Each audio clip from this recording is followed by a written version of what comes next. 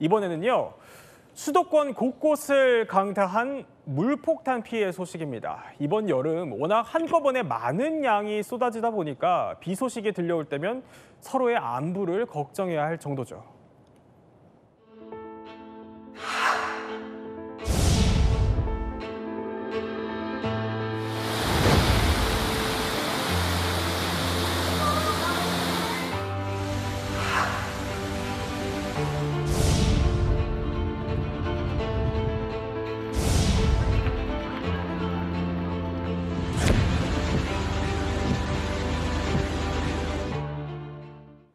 이젠 비 예보가 무서울 지경이에요. 지금 영상 보여드리는 게 한강 위의 대교, 그러니까 저게 가양대교입니다. 사실 잠수교 보행로가 잠기는 건 제가 봤어도 아니, 저렇게까지 물이 들어차는 거는 거의 처음 보는 것 같아요. 그러니까요. 지금 이 영상을 바로 SNS에 게시한 사람도 이거 AI 영상 아닙니다. 배수구가 막힌 것 같다. 모두 안전운전 하시라면서 바로 이 가양대교마저 지금 물에 잠긴 모습을 올린 겁니다. 결국은 어제 지금 이 남단 구간, 그러니까 가양대교 남단 구간은 침수로 이 침수 때문에 차량 통행이 전면 금지되기도 했고요. 그렇군요. 보면 이 가양대교뿐만 아니라 그 수도권 곳곳이 물에 잠겼는데 지금 보시는 곳은 김포공항 영상인데요. 김포공항의 일부 건물에 물까지 들어차는 모습들이 보이기도 하더라고요. 그리고 보면은 이번에는 강북의 우이천으로 가보겠습니다. 이 역시 SNS 영상에 올라온 건데요. 점점 천에 이 하트 조형물 물이 잠기잖아요. 잠시 뒤에 물이 잠기더니 결국 떠내려 내려가는 모습까지 포착이 됐습니다. 사실 시간당 30mm로 비가 내리면요, 이게 자동차 와이퍼도 작동하기 어려울 정도의 양이라고 합니다. 자, 그런데 시간당 100mm에 육박하는 괴물폭우가 쏟아졌다는 겁니다. 그렇다 보니 안타까운 인명피해도 있었다고 해요. 비가 양동이로 붓는 것처럼 순식간에 쏟아지다 보니까 이 차오르는 속도가 너무 빨라서 대피가 어렵기 때문에 곳곳에서 지금 인명피해가 발생하고 있습니다. 인천에서요. 운서동 한 도로에서 승용차가 빗길에 미끄러져서 도로 옆 호수로 추락을 했습니다. 차량을 인양했을 때 40대 운전자는 이미 사망한 상태였다라고 하고요. 김포에서도 피해가 발생을 했습니다.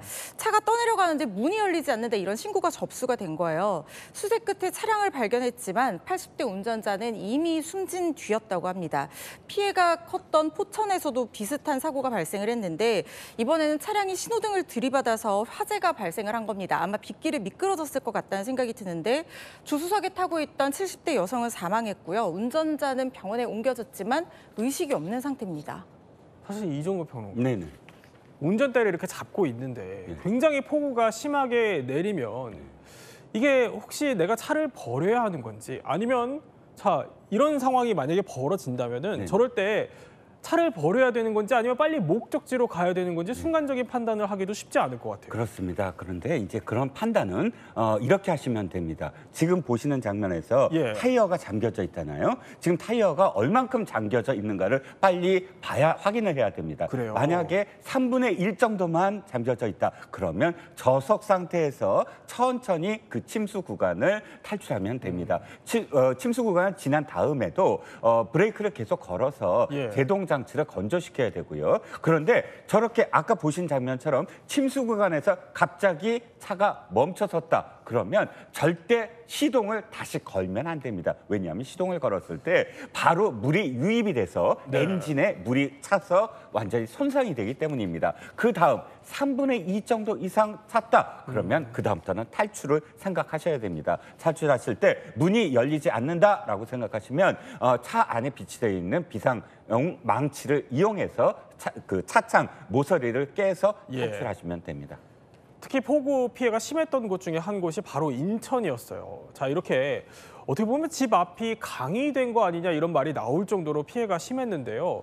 근데 아무리 사실 이례적인 괴물폭우라고는 하지만 이종우 평론가님, 당국이 그래도 이렇게까지 좀 대비가 안 되어 있었나 싶기도 합니다. 네, 그런데 지금 방제 시스템의 기준이 문제예요. 현재 어떤 기준은 지금의 뉴노멀, 그러니까 기상 이후 기상 변화를 기준을 하지 않았기 때문입니다. 지금의 어떤 설계 기준이 하천은 50에서 100년 빈도, 그다음에 배수펌프장은 20에서 30년 빈도의 경우를 기준으로 설계되어 있는데 현재는 시간당 80mm에 맞춰져 있다는 거예요. 네. 근데 우리가 알다시피 이 극한호우는 100mm로 훌쩍 넘는 폭우가 쏟아지고 있거든요. 네. 그러니까 가장 중요한 건 지금 이 뉴 노멀에 맞추어서 모든 그런 그 기상 이 방제 시스템의 설계 기준을 높여야 된다라는 겁니다. 그래도 오늘 오후 들어서는 그래도 비가 조금 소강 상태로 접어들었다니 천만다행이긴 합니다. 그런데 이게 비가 그쳤다고 안심할 수가 없는 게 비가 그친 뒤에 더 조심해야 할 것들이 있다면서요. 네, 바로 도로 위에 무서운 구멍, 싱크홀과 포트홀 정말 조심하셔야겠습니다. 지금 보시는 것처럼 예. 도로 곳곳에 엄청난 구멍이 뚫린 모습들 볼 수가 있습니다. 네. 하수관이 역류하거나 아니면 집안 침하로 인해서 비가 그쳤지만 저렇게 구멍이 난 도로의 모습들이 드러나고 있는 건데 고양시 덕양구에서 보이는 싱크홀입니다. 가로 1.5m, 세로 3m, 그리고 깊이가 무려 2, 3m 정도 되거든요. 추가 침하 우려도 있는 상황이고요. 성남 분당에서도 갈라진 아스팔트 저렇게 목격이 됐습니다. 서현중학교 버스 정류장 앞인데요. 도로 지반이 붕괴된 듯 아스팔트가 갈라진 모습이 발견이 됐습니다.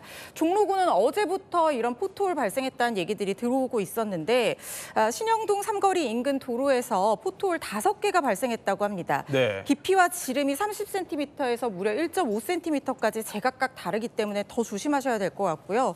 하수관이 역류하면서 이렇게 포트홀 생긴 것으로 종로구에서는 보고 있는데 네. 급하게 임시 복구한 상황이고 각 곳곳에서 도로 통제라든가 라바콘 설치해서 이 피해를 최소화하기 위해서 노력하고 있는 중인데요. 운전하거나 보행하실 때 더 주의하셔야 될 것 같습니다. 일단 현재 수도권 대부분 지역에는 호우특보가 해제가 되어 있는 상태지만 기상 예보를 보면 어떻습니까? 일단은 충청 지역에 오늘 100mm 정도의 비가 더 내릴 것으로 예보가 되고 있습니다. 그리고 경북 북부 내륙 지방도 60mm 정도의 비가 더 올 것으로 예보가 되는 만큼 긴장 늦추지 말아야겠습니다. 한 가지 소식 더 짚어볼게요. 자, 이렇게 몰아치는 폭우에 그런데요, 전 세계가 몸살입니다.